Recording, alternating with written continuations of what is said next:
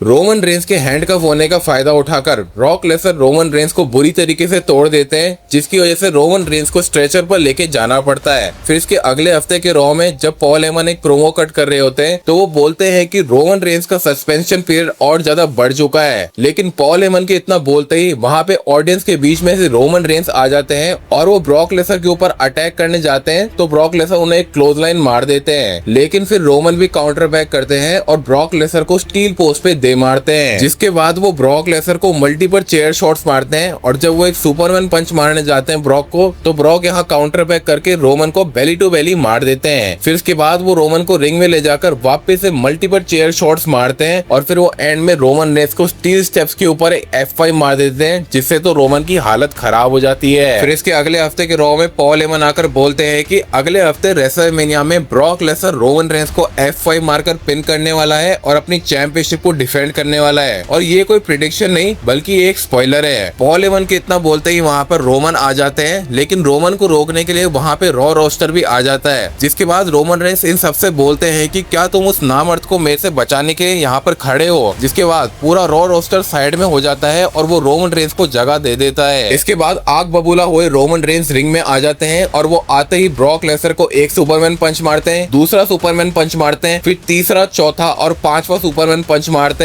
जिससे तो Brock Lesnar की हालत खराब हो जाती है। इसके बाद रोमन रेंस जब इस चीज का सेलिब्रेशन कर रहे होते हैं तो यहाँ पे ब्रॉक लेसनर अचानक से उड़ जाते हैं और रोमन रेंस को एक F5 मारकर यहाँ से चले जाते हैं। फिर इसके अगले हफ्ते रेसलमेनिया 34 में जब रोमन रेंस और ब्रॉक लेसनर का एक 1-on-1 मैच होता है यूनिवर्सल चैंपियनशिप के लिए और लगातार रोमन को 3 F5 मारकर पिन करते हैं तो यहाँ पे रोमन किक आउट कर देते हैं। इसके बाद ब्रॉक रोमन को अनाउंसर टेबल पर F5 मारते हैं और रिंग में जर्मन सुप्लेक्स और F5 मारने के बाद पिन करते हैं तो रोमन वापस किक आउट कर देते हैं, जिससे कि ब्रॉक लेसनर फ्रस्ट्रेट हो जाते हैं और वो अपने ग्लव्स उतारकर रोमन रेंस के पंचेस मारने लगते हैं, जिस यूनिवर्सल चैंपियनशिप को डिफेंड कर लेते हैं।